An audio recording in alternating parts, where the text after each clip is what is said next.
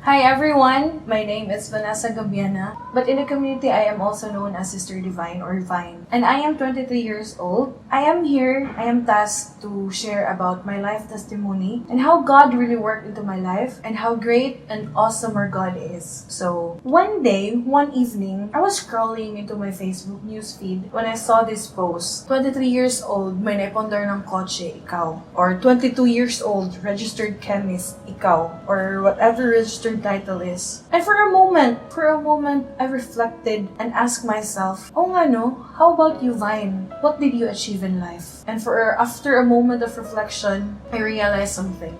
And before I will tell you what's that realization, I will start my story from the beginning. So if I were to describe my life in one word, that would be broken. Why? It's because my mom left me when I was 1 year old. And it was also during that year when my papa was very addicted to drugs. And the way that my mom left me is very painful. Now, well, I can't really remember everything, but they just told me the details about it. So, my mom, one afternoon, nag-ask siya sa mo ang houseboy, pwede ba niya mabantayan ang bata? Kaya mo palit siya og pan sa gawas. And so, whole afternoon, that baby was crying inside the crib.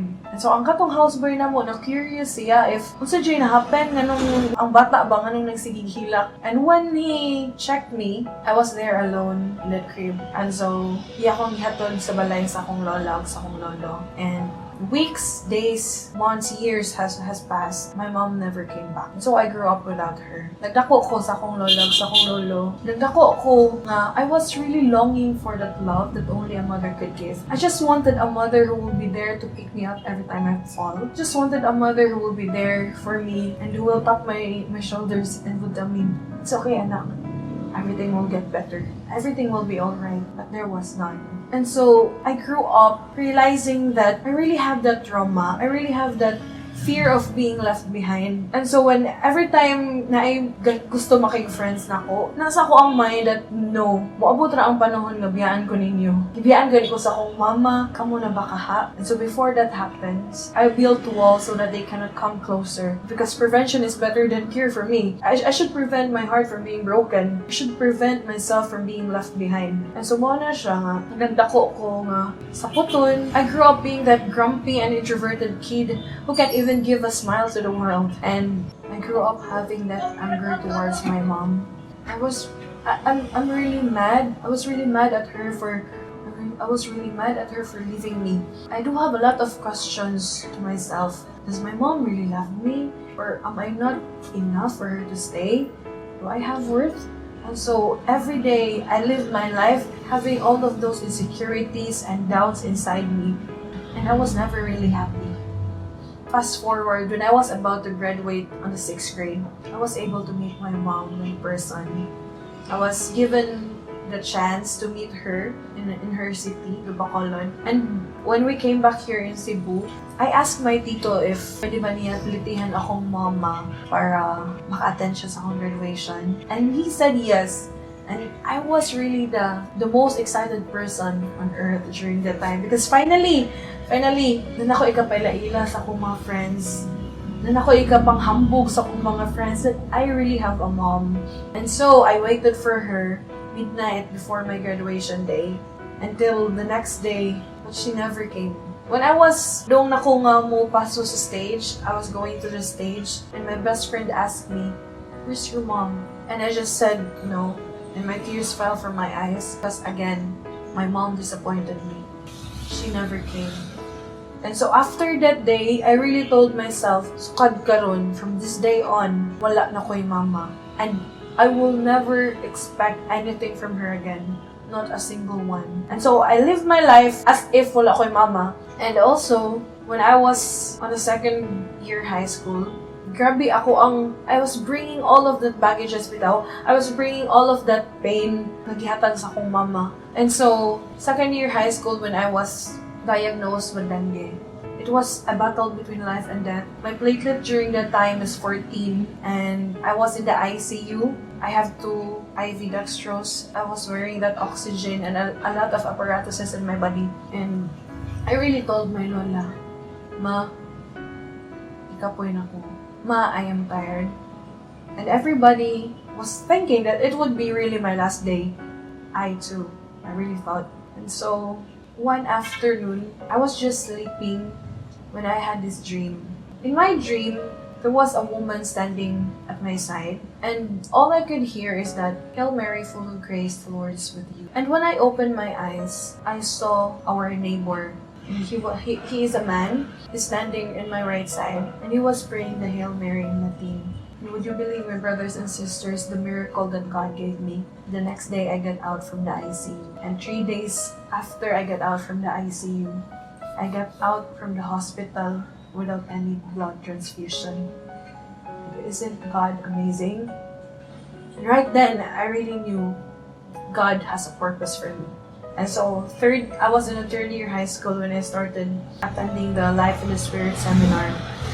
And it was that seminar when I really felt the message of God for me. Every time that the speaker would tell us to close our eyes for a closing prayer or a reflection prayer, all I could really saw is the face of my mother.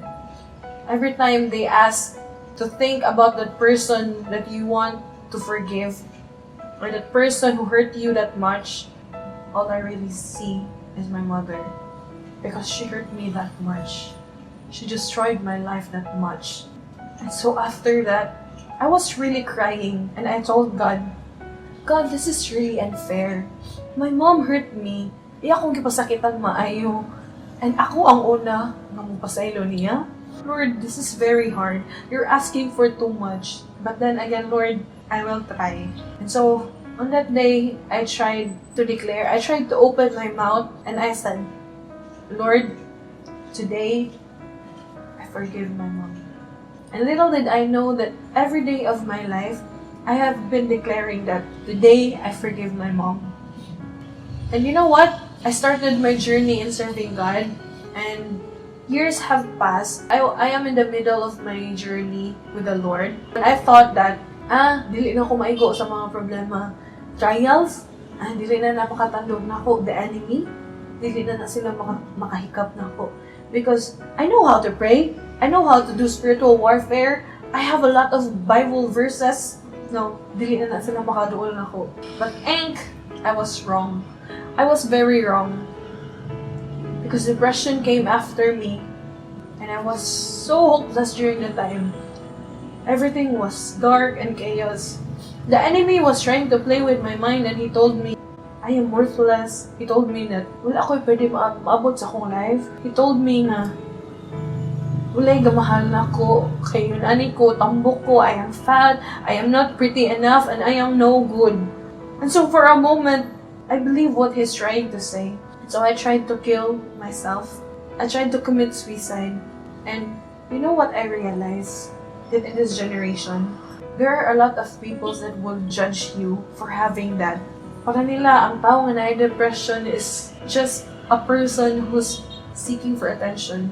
Para nila nga, kadungog sila nga kanang, ay, na-depress siya. Ay na, she's just overacting. She's just overthinking. But if we really have the choice, we will choose not to feel this. Depression, anxiety, it's really a silent killer. And you know what? During that time, when I was about to kill myself, when I closed my eyes, I saw the face of God, and I saw His hands. His hands was reaching towards me, and that's when I remembered everything. I remembered every blessing that God has given me. And that's when I knew that God is just waiting for me to pick up that hands. And I will tell you all of those blessings that I remembered. The first blessing that God has given me is the conversion of my papa. Would you believe it, my brothers and sisters, that it's already 17 years when my papa has stopped using the drugs, and it's already 7 years when he stopped smoking cigarettes. My papa is now a tattoo artist, and he has a small business in our home. Itlogan gamay, and he has a small piggery in our province. God is really working miracles in his life right now, and I'm very thankful for that. And one thing that I am very thankful of is that God has given me a stepmother like her, my stepmom. She's not the typical Cinderella story stepmother and stepdaughter. My stepmom was different. It's because she treated me as her own. Kung saan nasa ko mga manghod, iyasa nang ihatag na ko. And she even called me anak. And every time she introduced me to her friends, she would tell her friends na, "Oy, akong anak." Also, one thing that I'm very thankful for is that my stepmom did not just love my papa, but she accepted him for whoever he is, and even in his worst moments. She was always there when my papa has nothing. She taught me the greatest thing as a woman, and that it's okay to love a man who's a work in progress. If you love him, be there for him. Be at his back to push him to achieve his goal. Be his shoulder to lean on, because the moment he'll get to the top, you'll always be that woman who he wanted to spend success with. And also, I am very thankful for my lolo and my lola, and my family here in Cebu, my tito and my titas. My lolo has always been my great defender. And by the way, he died 6 years ago due to cancer. But he's always given me everything, every needs, every wants. And also my lola. My lola is the intercessor of the family. Every dawn, she will wake up and she will pray the rosary. She will pray for our family and even our neighbors. There was that one time when I asked her, "Ma, yun sa ni mo akong papa nga nausab man?" She answered, "Prayers." All I did was to pray for him. And that's when I knew one of the most powerful prayer on earth is the prayer of the mothers. Also, my tito and my titas here in Cebu, they really loved me that much. They accepted me, bisan pa sa akong kasaputon. They were always there. They will always go down. And I'm very thankful and blessed to have them in my life. And also, another blessing that God gave me is my second family, the God's People Catholic Fellowship Community. They taught me a lot of things, spiritually and in life literally. They bring out the best in me. In the community, I found out that I can really do all things through Christ who gives me strength. They are the ones who believe in me when I fail to believe in myself. Another blessing is that my Katrebo family, our music team, it was that day when I still have that depression, but I still dared to attend the Sunday practice of the music team. When I stepped into the room, I know everybody is aware of what I am going through, but the way they look at me, I know that I'm not being judged. It's just a tap in my shoulder. I know that they are praying for me, and they wanted me to be happy. The next blessing is the young people. I'm currently the head of the youth ministry right now. And you know what's the one thing that they taught me? That in terms of service, it's the quality over quantity. It doesn't matter if you're small in numbers, but if you have that passion and love in your service, everything will work out. The Lord will anoint you. It is said in the word, 2 or 3 gathered in the name, He is in the midst. So if you really have that passion, the Lord will really anoint you. Everything will work out as long as you are together and you're doing it all for the glory of the Lord. And I am thankful for that. Also, in the community, I found out what true friends are. True friends aren't the one who will tolerate you, but they are the ones who will tell you in front of your face that you really messed up big time. They will tell you that, "Oy, sayop na imong gibuhat," but they won't judge you. Instead, they will pray for you, and they will accept you no matter what mistake is that. And another blessing is that also, ever since my 18th birthday, every year I have a surprise birthday celebration. And you know what? In those moments, I really felt that I'm really loved, and I'm thankful for that every year they reminded me how loved I am. And you know what? The greatest miracle and blessing that God gave me is the gift of healing. I was able to forgive my mom. And you know that the moment that I forgave her, I got out from my own prison cell. And I became more genuinely happy. And just this October 2019, I visited my mom, and I was able to brought her to some places there in Bacolod. Indeed, there is a time for everything. And of course, I thank God so much for reminding me all of my achievements. First achievement is that I was able to graduate Bachelor of Science in Business Administration, major in Management Accounting. And a month before my graduation, a job was waiting for me, and I got job promotions. If I were to look back, I also wondered how I did those. I was a student in the morning and a servant in the evening, until it became a worker in the morning and a servant in the evening.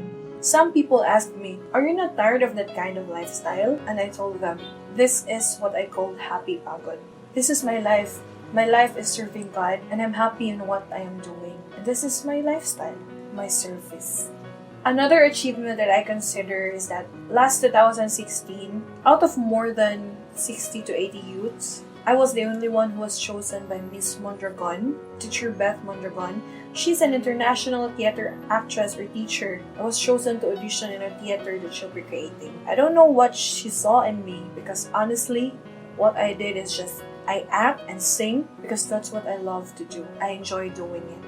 Also, last year, God has shown me how awesome He is. I was able to win the Best Actress Award in the Sinigugma Film Festival, a Cebu Short Film Festival. And also, this year has always been so fruitful for me because I was able to attend and graduate the evangelization training, and I am now an evangelizer. And just this February 28, I had my first youth recollection as their speaker. And I'm very grateful and so blessed to meet those youths. And also, it was during this year that I became a licensed financial planner.